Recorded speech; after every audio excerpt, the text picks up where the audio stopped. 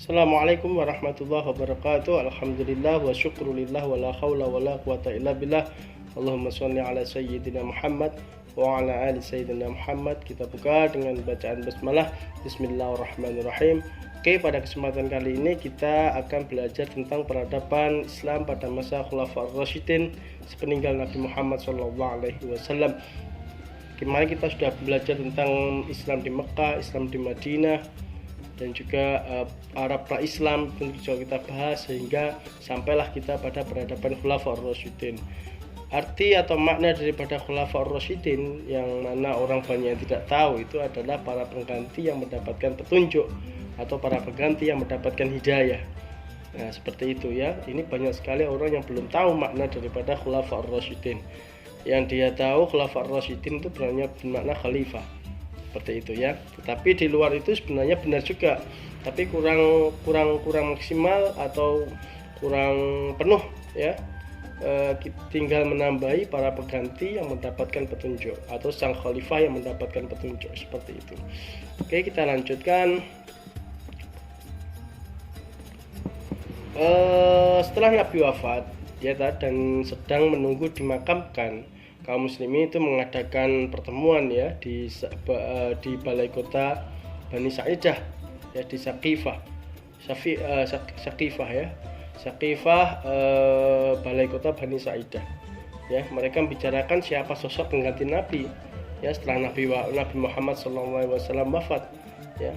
Maka di sanalah ada perselisihan antara kaum Ansor dan Muhajirin yang sama-sama mempunyai calon untuk dijadikan sebagai pemimpin ya. Akhirnya terjadilah perdebatan antara Ansor dan Muhajirin ya. Bisa kita lihat di sini di mana ada peristiwa Saqifah ya, Saqifah Bani Sa'idah ya.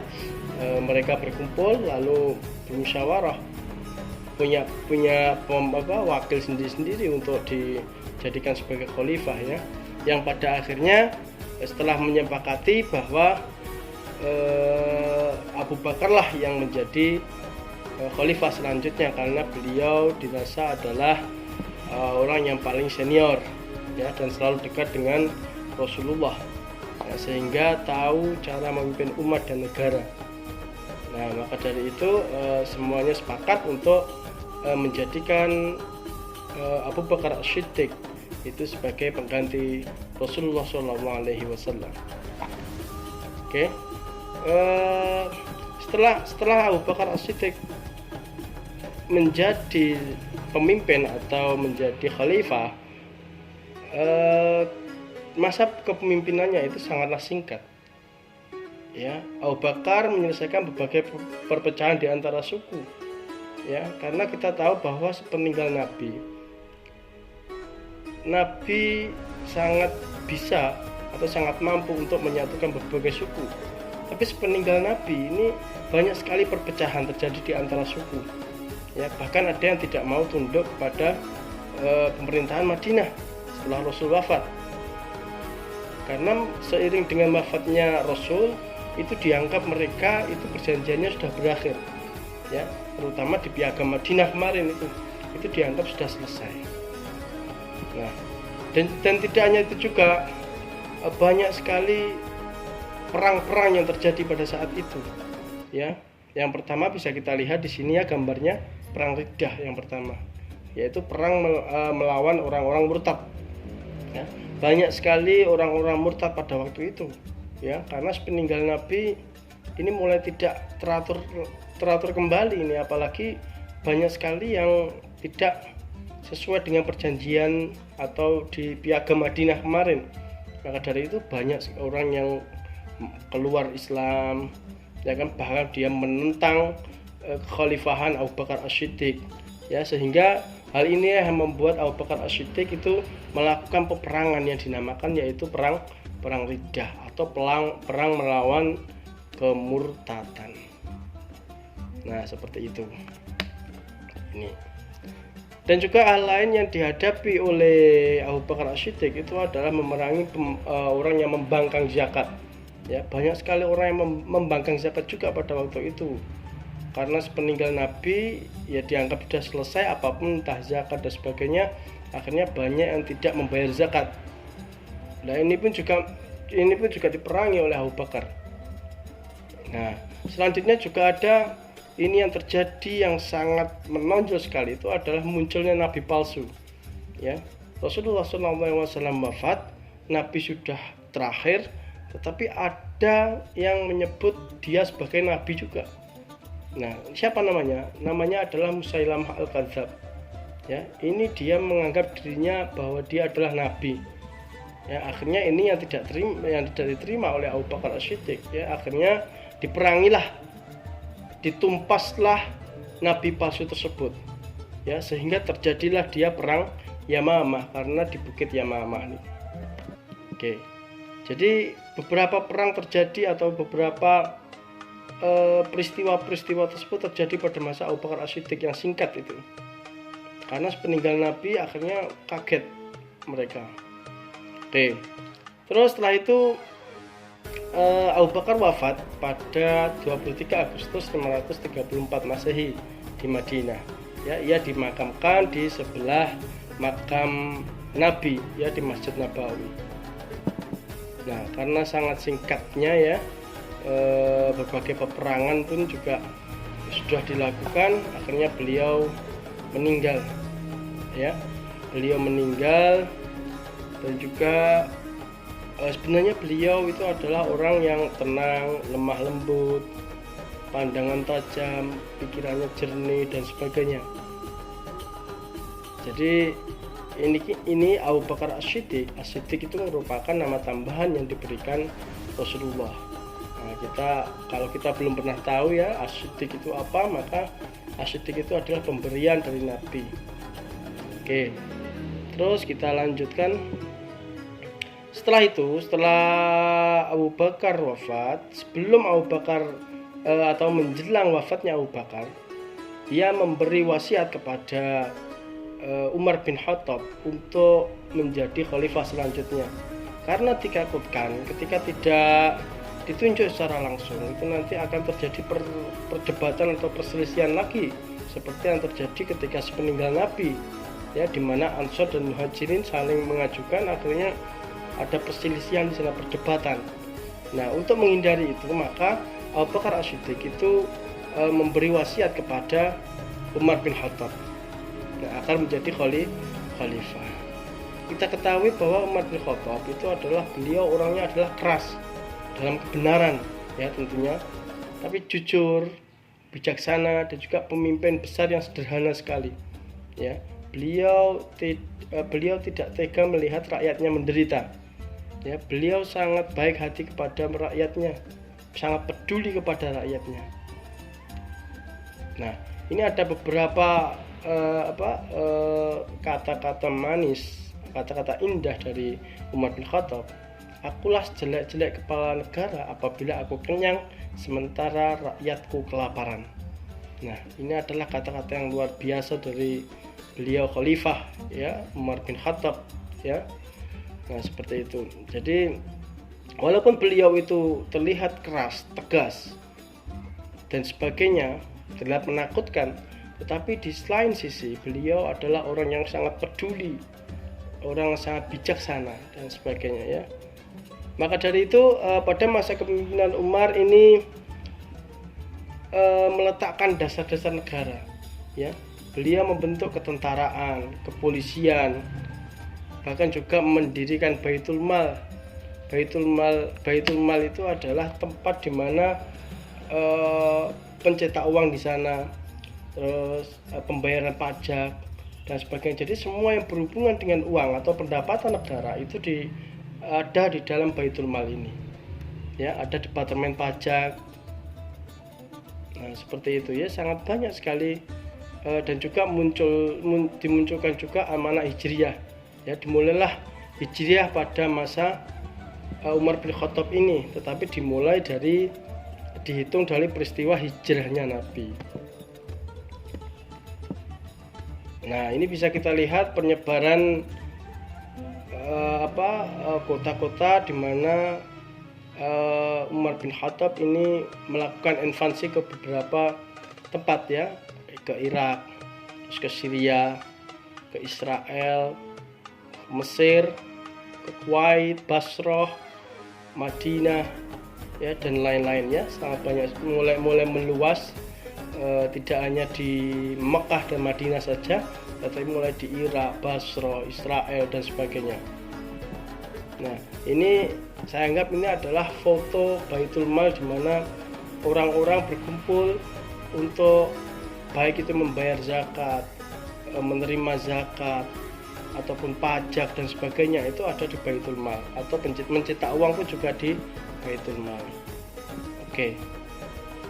Terus selanjutnya adalah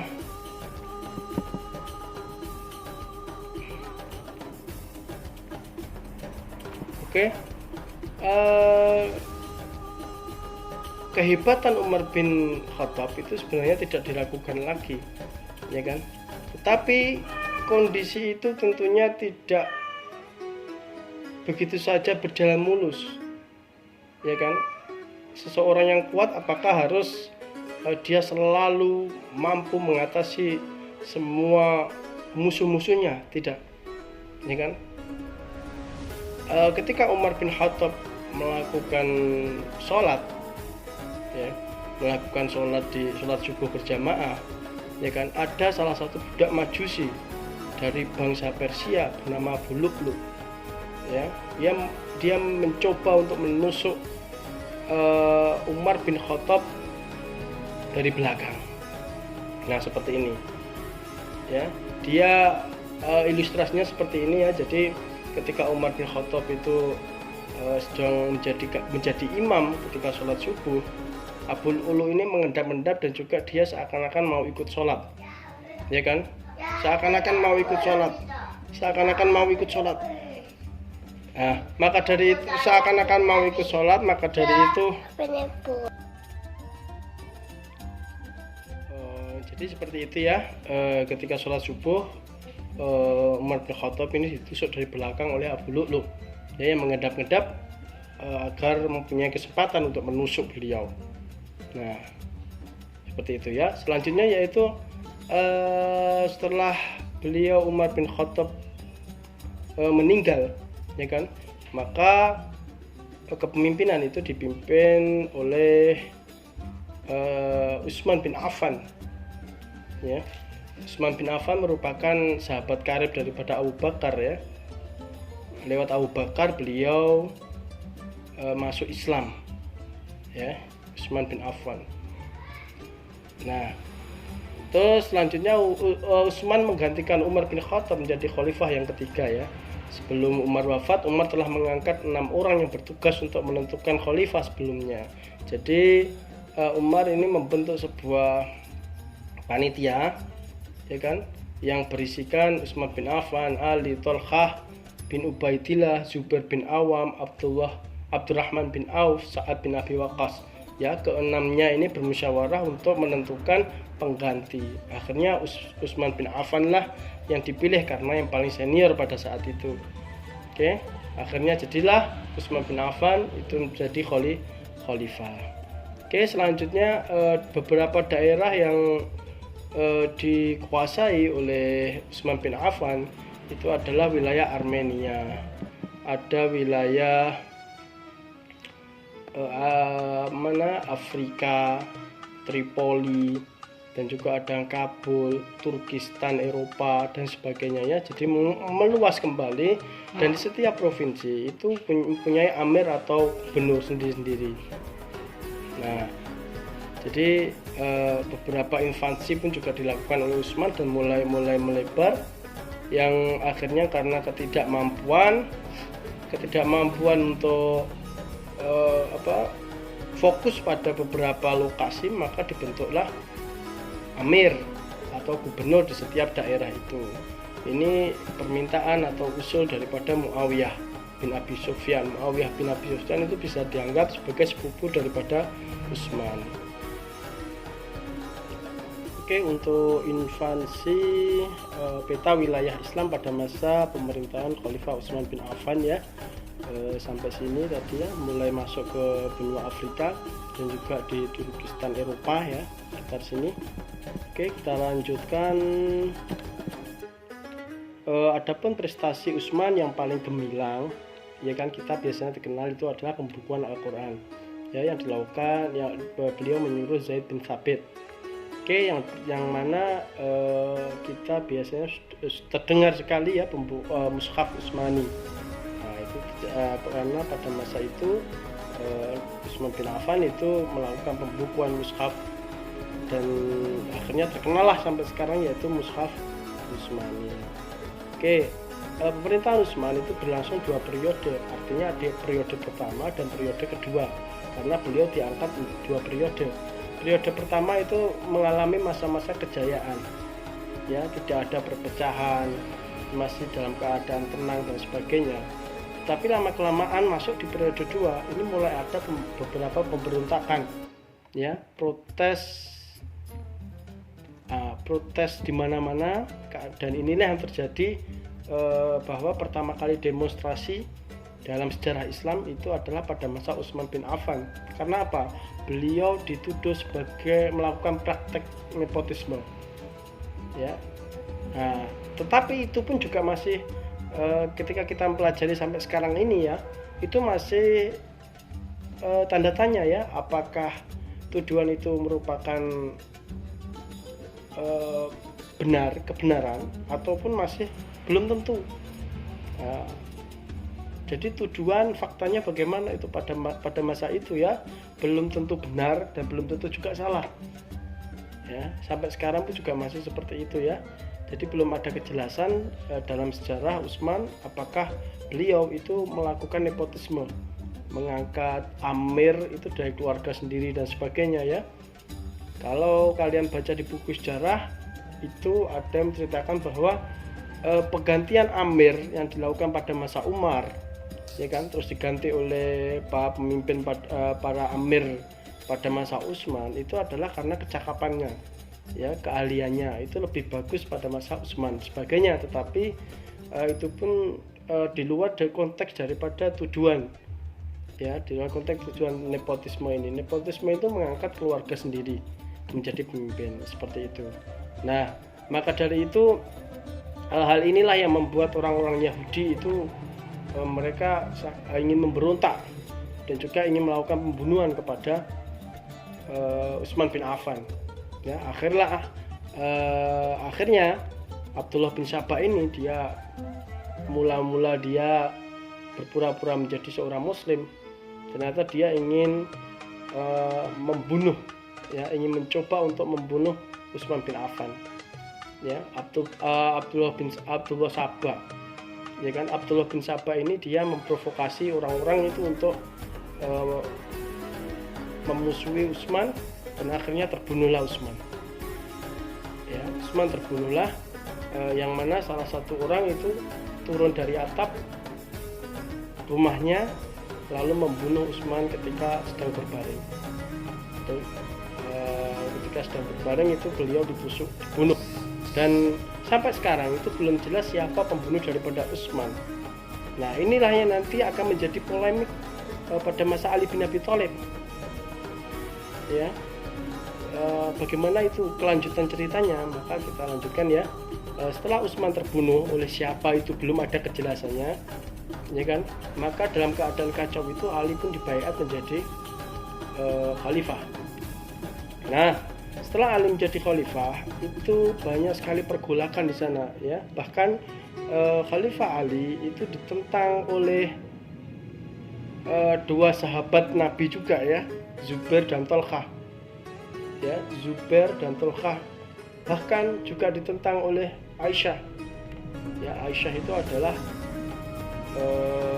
istri Rasulullah yang paling muda, ya. Maka dari itu Thalqah, Zubair dan Aisyah, ya kan, karena tidak terima Utsman dibunuh dan tidak diusut oleh Ali siapa pembunuh daripada Utsman, maka melakukan pemberontakan, pertentangan kepada Ali, yang akhirnya terjadilah dia perang Jamal, ya. Perang Jamal itu adalah perang unta, di mana pada saat itu memang Dewi Aisyah itu mengendarai unta. Nah, seperti itu, ya. Jadi terjadinya perang Jamal itu karena Aisyah Tolha dan Zubair itu tidak terima dengan sikap Ali yang membiarkan pembunuh Utsman terungkap. Ya, jadi tidak ada kejelasan siapa pembunuh Utsman, dan itu pun juga tidak diungkap oleh Ali selaku menjadi khalifah pada saat itu, sehingga terjadi pemberontakan, pertentangan antara Tolha, Zubair, Aisyah dengan pasukan Ali. Nah, di perang Jamal ini gugurlah dua sahabat Nabi, ya kan, Tolha dan Zubair. Ya, Tolha dan Zubair itu gugur. Adapun Dewi Aisyah sendiri itu dipulangkan di rumah, ya, karena beliau menghormati bahwa Aisyah itu adalah istri Nabi. Nah, seperti itu ya. Tidak hanya itu, ya kan, tidak hanya yang menentang itu Tolha dan Zubair, tetapi dari keluarga Utsman sendiri, yaitu Muawiyah bin Abi Sufyan. Ya, kita lihat di sini ya. Di sini ini Utsman bin Affan itu Al-Ash, Umayyah, Harb, Abu Sufyan, Muawiyah. Jadi ini keponakannya ya. Keponakan atau saya kira sepupu Utsman dan Muawiyah. Nah, Muawiyah tidak terima juga dengan kematian Utsman bin Affan, ya, dan itu pun menjadikan perselisihan antara Muawiyah dengan Ali bin Abi Thalib. Nah, akhirnya terjadilah perang Siffin. Nah, perang Siffin ya, perang Siffin itu perang antara Khalifah Ali dan juga Khalifah Muawiyah, ya, Muawiyah bin Abi Sufyan. Oke. Terjadilah perang tersebut, akhirnya muncullah namanya Tafkhim. Ya, Tafkhim itu tahkim. Mohon maaf, tahkim. Ya, tahkim itu kondisi di mana ketika Muawiyah itu mulai kalah dari pasukan Ali, lalu beliau mengangkat Al-Qur'an, ya kan, dan mengajak damai. Mengajak damai. Nah, seperti itu. Tapi hal ini tuh menjadi polemik juga, ya kan? Kenapa? Ali menyetujui tahkimnya Muawiyah, ya kan? Tetapi dari barisan Ali sendiri itu banyak yang tidak terima juga. Kenapa harus tahkim? Harusnya kita bunuh Muawiyah ketika mereka sudah kalah. Nah, barisan yang tidak terima ini akhirnya dia keluar dari barisan Ali dan dia membentuk sendiri namanya Khawarij. Nah, jadi akhirnya muncul 3 golongan pada saat itu. Khawarij, Syiah itu masih dari pengikutnya Ali, jadi yang masih setia dengan Ali pada saat itu jadi Syiah. Khawarij itu yang keluar dari barisan Ali ketika ada tahkim dengan Muawiyah punya golongan sendiri. Ya, akhirnya muncullah 3 kelompok ini pada saat itu ya, terpecah menjadi 3 kelompok. Yang sebelumnya belum terjadi pada saat peradaban Islam ya, pada masa Nabi dan Khulafaur Rasyidin sebelumnya. Akhirnya pecah di Khawarij, pecah di masa perang Siffin ini ya. Nah, Khawarij, Syiah dan juga satunya yaitu Muawiyah. Oke. Yang paling bagus pada masa Ali ini adalah Ali memerintahkan Abu Aswad Ad-Duwali ini Abu Aswad Ad-Duwali yang berasal dari Bani Kinanah. Ia melakukan atas syarat Ali yang memperhatikan bahwa keterampilan bahasa orang Arab masa itu sudah berubah. Jadi ada mulai nahwu ya pada zaman ini ya. Jadi itu sangat bagus sekali, ada perkembangannya pada zaman Ali itu. Oke. Setelah munculnya 3 kelompok tadi, akhirnya ada satu orang, ya kan, sang eksekutor daripada Ali. Jadi Ali dibunuh oleh salah satu Khawarij tadi yang keluar dari barisan Ali tadi. Siapa itu? Ibnu Muljam. Nah, Ibnu Muljam itu adalah barisan daripada Khawarij yang tidak terima dengan tahkimnya Ali dengan Muawiyah tadi. Ya, kalau di sini kita lihat ya, sebenarnya Ibnu Muljam itu sang hafiz Quran, bertakwa, rajin ibadah. Namun semua itu tidak bermanfaat baginya. Ia mati dengan kondisi membunuh seorang khalifah. Nah, seperti itu ya.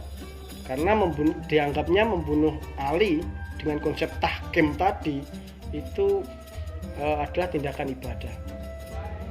Oke, dan pada akhirnya kepemimpinannya dipimpin oleh putra-putra Ali ya, setelah Ali meninggal atau wafat dibunuh oleh Ibnu Muljam. Nah, itu digantikan oleh Hasan dan Husain. Tapi karena Hasan dan Husain itu tidak terlalu kuat, maka tampuk kepemimpinan khalifah itu diambil oleh Muawiyah bin Abi Sufyan. Jadi kelompok yang mengadakan tahkim tadi Muawiyah, atau ini keponakan daripada sepupu daripada Utsman bin Affan, itu mengambil alih kepemimpinan ya, diambil paksa dari Hasan dan Husain. Akhirnya muncullah nanti dinasti Umayyah yang dipimpin pertama kali itu adalah Muawiyah bin Abi Sufyan. Oke, saya kira demikian ya. Kita minggu depan akan belajar tentang dinasti Umayyah ya, ganti Muawiyah bin Abi Sufyan, dan beberapa khalifah-khalifah yang lain pada masa dinasti itu. Oke, cukup sekian. Ada kurang lebihnya mohon maaf. Assalamualaikum warahmatullahi wabarakatuh.